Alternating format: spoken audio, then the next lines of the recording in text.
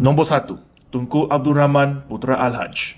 Tunku Abdul Rahman ialah bapa kemerdekaan Malaysia dan Perdana Menteri pertama yang menjawat jawatan ini sejak 1957. Beliau memainkan peranan penting dalam rundingan kemerdekaan dengan pihak British dan akhirnya berjaya membawa Malaya mencapai kemerdekaan pada 31 Ogos 1957.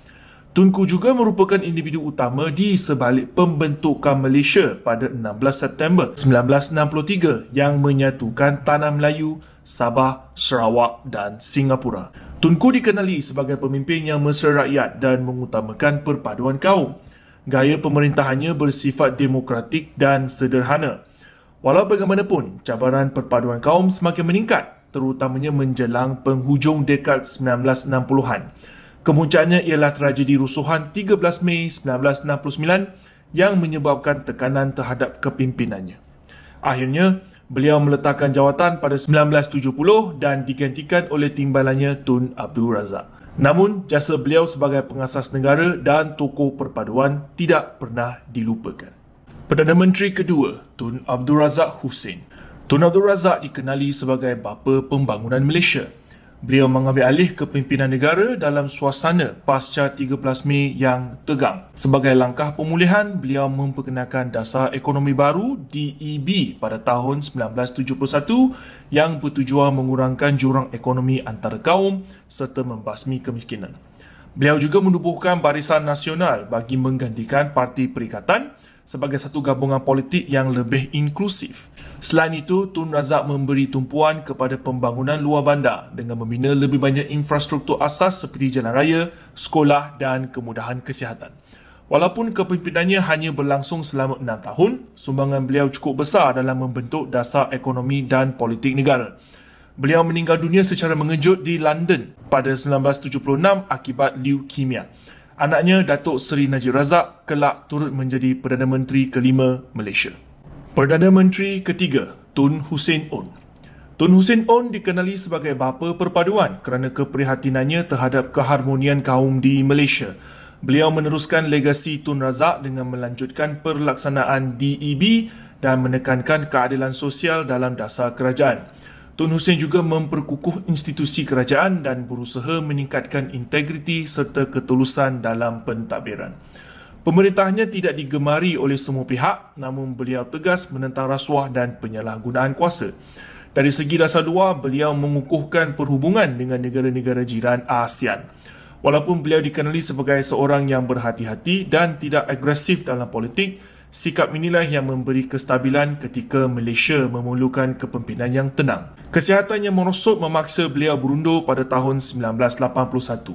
Beliau digantikan oleh timbalannya Tun Dr. Mahathir Mohamad. Tun Hussein dikenang sebagai seorang pemimpin yang berintegriti tinggi dan meletakkan kepentingan negara melebihi segala-galanya. Perdana Menteri keempat, Tun Dr. Mahathir Mohamad. Tun Dr. Mahathir Mohamad ialah Perdana Menteri Malaysia yang paling lama berkhidmat iaitu selama 22 tahun. Beliau dikenali sebagai bapa permodenan kerana kejayaan beliau membawa perubahan besar dalam lanskap ekonomi, sosial dan teknologi negara. Di bawah pentadbirannya, Malaysia menyaksikan pembangunan pesat termasuk projek-projek mega seperti Menara Berkembar Petronas, Lebuh Raya Utara Selatan, Putrajaya dan Lita Antarabangsa Sepang. Mahathir memperkenalkan dasar pandang ke timur dan memberi penekanan kepada pendidikan, sains dan industri. Beliau turut memperkenalkan wawasan 2020, satu visi jangka panjang untuk menjadikan Malaysia negara maju menjelang tahun 2020. Dari segi politik, beliau seorang pemimpin yang tegas dan kontroversial. Beliau tidak teragak-agak untuk mengambil tindakan terhadap musuh politik dan mengawal pengaruh institusi seperti kehakiman dan media. Walaupun dikritik kerana autoritarianisme, ramai mengakui kejayaannya meletakkan Malaysia sebagai sebuah negara membangun yang disegani. Beliau meletakkan jawatan secara sukarela pada 2003 dan menyerahkan kuasa kepada timbalannya Tun Abdullah Ahmad Badawi. Perdana Menteri Malaysia kelima, Tun Abdullah Ahmad Badawi. Tun Abdullah Ahmad Badawi dikenali sebagai bapa pembangunan insan.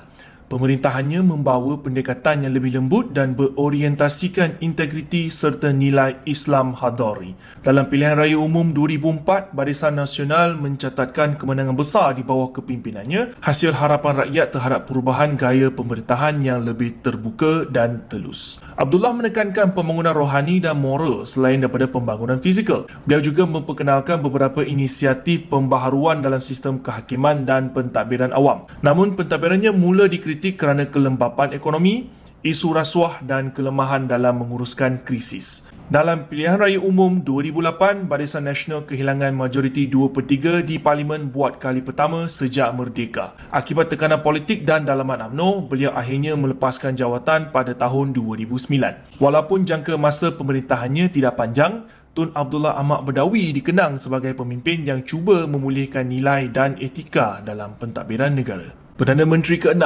Datuk Seri Najib Tun Razak. Najib Razak, anak kepada Tun Abdul Razak, mengambil alih jawatan Perdana Menteri dengan semangat reformasi. Beliau memperkenalkan gagasan Satu Malaysia, Program Transformasi Kerajaan GTP dan Program Transformasi Ekonomi ETP untuk menjadikan Malaysia lebih kompetitif dan inklusif. Di bawah kepimpinannya, beberapa projek infrastruktur besar seperti MRT dan lebuh raya Pan Borneo dilancarkan. Namun, pemerintahan beliau turut dihimpit skandal besar, terutama berkaitan syarikat Satu Malaysia Development Berhad ataupun 1MDB yang mencetuskan krisis kepercayaan di peringkat dalam dan luar negara. Skandal tersebut membawa kepada siasatan antarabangsa dan menggugat imej pentadbiran beliau. Dalam pilihan raya umum 2018, Barisan Nasional tewas buat kali pertama dalam sejarah kepada gabungan Pakatan Harapan. Kekalahan ini dianggap sebagai satu kejutan besar dalam politik Malaysia yang moden. Najib kini berdepan hukuman penjara setelah disabit bersalah atas kesalahan rasuah dan penyalahgunaan kuasa, menjadikannya bekas Perdana Menteri pertama yang dihukum di mahkamah. Perdana Menteri ke-7, Tun Dr. Mahathir Mohamad. Dr. Mahathir kembali menjadi Perdana Menteri pada usia 93 tahun, menjadikannya Perdana Menteri tertua di dunia.